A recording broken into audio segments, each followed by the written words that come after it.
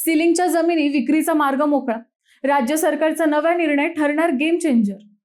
सिलिंगची जमीन आता विकता येणार आहे, पण यासाठी किती पैसे भरावे लागतील?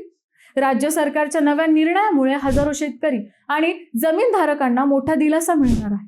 कमाल जमीन धारणा कायद्यानुसार मिळालेल्या सिलिंगच्या जमिनी आता वर्ग 2 मधून ते वर्ग 1 पर्यंत रूपांतरित करून विकता येणार आहे. यासाठी जमिनीच्या रेडी रेकनर मूल्यानुसार ठराविक टक्केवारीची रक्कम सरकारकडे भरावी लागणार आहे. पूर्वी अशा जमिनींच्या विक्रीसाठी 50% रक्कम भरावी लागत होती आणि जमीन वर्ग 2 मध्येच राहत होती.